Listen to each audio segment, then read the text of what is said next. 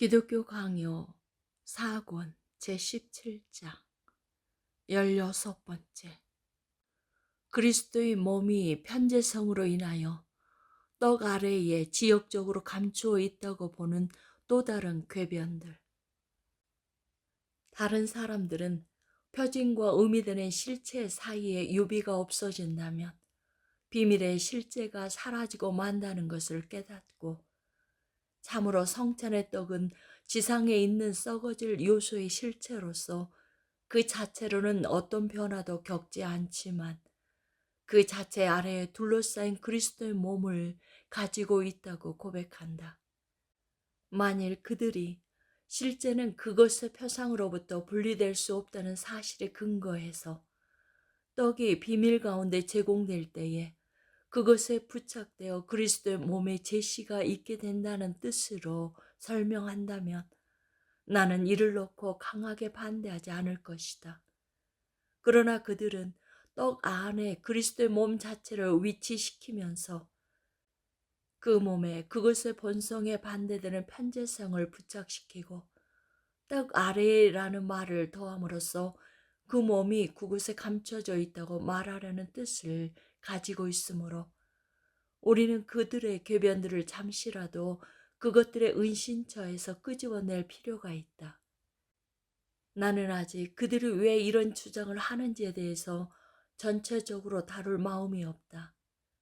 다만 여기에서는 이후에 적당한 곳에서 더 상세하게 다루어질 논의의 기초를 놓는데 만족하고자 한다. 그들은 그리스도의 몸을 비가시적이고 무한하다고 간주하고 떡 아래에 감추려고 한다. 그들은 그리스도가 떡 속으로 내려오셔야만 우리가 그와 교통할 수 있다고 생각하기 때문에 그가 내려오심으로써 우리를 그 자신에게로 들어올리는 방식을 이해하지 못한다. 그들은 가능한 모든 색을 사용해서 숨기려 들지만 그들이 한 모든 말은 그리스도의 지역적 현존을 드러내는데 충분한 주정으로 남을 뿐이다. 왜 그러한가? 이는 그들이 살과 피의 참여함에 있어서 장소를 통한 결합과 접촉이나 어떤 조잡한 형태의 둘러싸움 외에는 다른 방식을 마음속으로 생각할 수 없기 때문이다. 17번째. 그리스도의 몸은 영광스럽고 불멸하기 때문에 어느 곳에나 있을 수도 있고 없을 수도 있고 어느 형상이든 취할 수도 취하지 않을 수도 있다는 새로운 마르키온주의를 비판함. 그들 중에 어떤 완고한 사람들은 자기들이 한번 어리석게 품었던 잘못된 생각을 지켜내려고 그리스도의 살은 그 규모에 있어서 언제나 하늘과 땅만큼 멀리 그리고 넓게 펼쳐진 공간을 차지하고 있었다고 어떤 의심도 없이 자랑스럽게 말한다. 그들에 따르면 그리스도가 모태에서 아이로 태어나신 것, 자라나신 것, 십자가에 달리신 것, 무덤에 둘러싸이신 것, 이 모든 것은 태어나고 죽어야 하는 것 등 사람이 마땅히 감당해야 할 직분들을 수행하시려는 어떤 경륜에 의해 일어났다. 또한 그가 부활하신 후 통상 지니고 계셨던 몸의 외양으로 보이셨다는 것, 그 모습으로 하늘로 취해지셨다는 것, 승천 후에도 그 모습으로 스데반과 바울에게 보이셨다는 것, 이 모든 것은 자기가 하늘에서 왕으로 세움을 받으셨다는 것을 사람들의 눈앞에 선포하시려는 동일한 경륜에 의해서 일어났다. 이는 마르키온을 깨워 지옥에서 불러내려는 것이 아니면 무엇인가? 왜냐하면 만약 그리스도의 몸이 이러한 상태로 존재했다면 그것은 환영이 아니면 환상이었을 것임을 아무도 의심하지 않을 것이기 때문이다. 다른 사람들은 성례 가운데 주어지는 이 몸은 영광스럽고 불멸함으로 성찬 아래에 포함되어서 많은 곳에 있거나 아무 곳에도 없거나 아무 형상도 없거나 해도 전혀 부조리하지 않다고 하면서 한층 더 교묘하게 피해간다. 그러나 나는 묻는다. 주님이 순환 당하시기 전날에 제자들에게 주신 것은 어떤 몸이었는가? 그것은 조금 후에 다른 사람의 손에 넘겨져야 할 그 소멸될 몸이 아니었는가? 이를 전하는 여러 말씀이 울려 퍼지지 않는가? 그럼에도 불구하고 이 사람들은 주님이 이전에 산 위에서 자기의 새 제자들이 보도록 자기의 영광을 드러내셨다는 사실을 거론하면서 그 몸이 영광스럽고 불멸하다는 자기들의 입장을 항변한다. 그러나 주님은 그 시각의 그 광채로서 자기의 제자들에게 불멸성의 맛을 보여주고자 하셨을 뿐이다. 이 사람들은 이 사건을 통하여서 그리스도가 입으신 두 가지 몸을 발견하지 못하고 단지 새로운 영광으로 장식된 한 가지 몸만을 보려고 할 뿐이다. 그러나 주님은 최초의 성찬에서 자기의 몸을 나누어 주셨을 때 하나님께 맞으시고 천하게 되신 채 나 환자 같이 고운 모양도 없이 무기력하게 버림을 당하실 시각이 이미 임박하였지만 결코 그 당시에는 부활의 영광을 드러내시려 하지 않으셨다.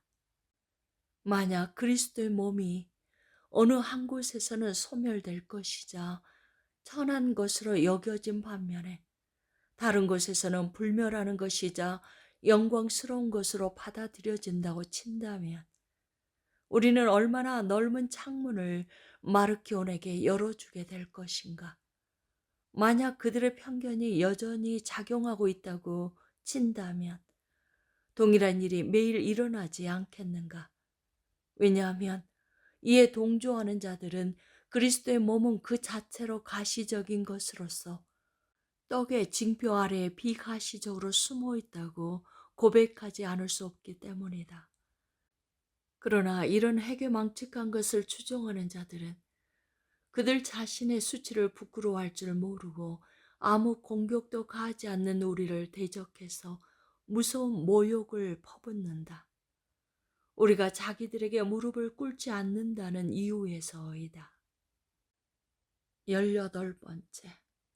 우리는 들려 올려진 눈과 마음으로 순전한 그리스도를 볼 때 떡과 잔을 통하여서 그의 현존에 참여하게 됨. 여기를 보라. 만약 그들이 주님의 몸과 피를 떡과 잔에 부착시키고자 한다면 필이 하나가 다른 하나로부터 떨어져 나가게 될 것이다. 떡이 잔과 따로 제공되듯이 떡과 연합된 몸은 컵 속에서 둘러싸인 잔과 분할되어야 하기 때문이다. 그들은 몸이 떡에 있고 피가 잔에 있으며 떡과 포도즙이 각각 차지하고 있는 공간에 의해서 서로 멀어져 있다고 주장하므로 어떤 구실로도 몸이 피로부터 분리되어야 한다는 사실을 피할 수는 없을 것이다. 통상 그들은 자기들이 고안한 대로 병조를 통하여 피가 몸 안에 있고 몸이 피 안에 있다고 주장한다. 이보다 더 하찮은 것은 진정 어디에도 없다. 왜냐하면 몸과 피를 둘러싸고 있는 징표들은 서로 구별되기 때문이다. 그러나 만약 우리의 눈과 마음이 하늘 속으로 들려 올려져 그곳에서 자기 나라의 영광 가운데 계신 그리스도를 찾는다면 징표들이 우리를 순전한 그에게로 초대하듯이 떡의 징표 아래서 우리를 그의 몸을 먹게 될 것이고 그것과 구별되게 포도즙의 징표 아래에서 그의 피를 마시게 될 것이다. 그리하여 마침내 그 자신 전체를 즐기게 될 것이다. 왜냐하면 비록 그는 자기의 살을 우리에게 취해 가셨고 몸으로 승천하셨음에도 불구하고 아버지 우편에 앉아 계시기 때문이다. 즉 아버지의 권능과 어미와 영광 가운데 다스리시기 때문이다. 이 나라는 공간적으로 어떤 장소들에 의해서 제한되지 않으며 그 규모에 있어서 한정되지 않는다. 그러므로 그리스도는 자기의 능력을 하늘이든 땅이든 원하시는 모든 곳에서 어떤 방해도 받지 않으며 행하시고 자기의 권능과 능력으로서 자신을 현존하시는 분으로서 제시하시며 마치 몸으로 그 자리에 존재하시듯이 항상 자기의 속한 자들에게 와 계시고 자기의 생명을 그들에게 불어넣으시며 함께 사시며 그들을 유지시키시고 분발시키시며 자라게 하시며 상하지 않도록 보존하신다. 요컨대 그는 자기의 백성을 자기의 몸으로 먹이시고 자기의 영의 능력으로서 그들이 자기와 교제하는 데 젖어들게 하신다. 이 방식에 따라서 그리스도의 몸과 피가 성내 가운데서 우리에게 제시된다. 19번째, 성찬에서의 그리스도의 몸의 현존을 인정하되 그것의 영광을 떨어뜨려서도 그것의 인성에 배치되는 무엇을 돌려서도 안 됨. 진정 우리는 성찬에 있어서의 그리스도의 현존을 확고한 사실로서 받아들여야 하지만 그렇다고 해서 떡의 요소에 그 자신을 부착시켜서도 떡 속에 그 자신을 둘러싸서도 어떤 방식으로든지 그를 한정해서도 안 된다. 분명히 이 모든 것은 그의 하늘 영광을 떨어뜨리기 때문이다. 또한 그의 몸의 치수를 줄이거나 그를 동시에 많은 곳으로 분산시키거나 그에게 무한한 광대함을 부착시켜서 하늘과 땅을 통하여 퍼지도록 해서는 안 된다. 이것들은 인간 본성의 실제와 충돌함이 명백하기 때문이다. 그러므로 우리는 다음 두 가지 예외를 무시해서 빠뜨리는 일이 결코 없도록 하자. 첫째, 그리스도의 하늘 영광을 떨어뜨려서 이 세상의 부패한 요소들 아래로 수축시키거나 땅에 있는 어떤 피조물들에 얽매이게 하지 말자. 둘째, 사람의 본성에 적합하지 않은 것은 그 무엇도 그의 몸에 부착시키지 않도록 하자. 그것이 무한하다거나 동시에 여러 곳에 위치한다거나 하는 말을 하는 일이 없도록 하자. 이러한 부조리들이 제거되었다면 나는 성찬의 거룩한 징표들 아래에서 신자들에게 제시되는 주님의 몸과 피와의 참되고 실체적인 교통을 표현하기 위하여 행해질 수 있는 것은 무엇이든지 기꺼이 받아들인다. 곧 신자들은 그것을 단지 마음의 상상으로나 지성으로서 받아서는 안 되며 그 본체 자체를 영생의 양식으로서 즐겨야 한다고 이해되어야 한다. 사탄이 무서운 주문을 걸어서 사람들을 정신착란에 이르도록 만들지 않는다면 이 입장을 세상이 혐오할 이유도 없고 많은 사람들이 자기들의 편견들로 선수를 쳐서 그것에 대한 변증이 가로막힐 이유도 없을 것이다. 분명히 우리가 가르치는 것은 모든 면에 있어서 성경과 일치한다. 그것은 부조리한 것도 모호한 것도 불명확한 것도 포함하고 있지 않다. 그것은 참된 경건과 견실한 건덕을 혐오하지 않는다. 요컨대 그것 안에는 걸려 넘어지게 하는 것이 아무것도 없다. 다만 궤변론자들이 무지와 야만이 교회를 지배하던 그 시대에는 이토록 분명한 빛과 뚜렷이 드러난 진리가 아무 까닭도 없이 핍박을 받았다. 오늘날 사탄은 혼미하게 하는 영들을 통하여서 갖은 중상과 비방을 하게 함으로써 할 수 있는 한 그 무엇보다도 더 큰 노력을 여기에 쏟아 그것을 더럽히려고 애를 쓴다. 그러므로 그것을 더욱 엄밀하게 지키고 주장할 필요가 있다.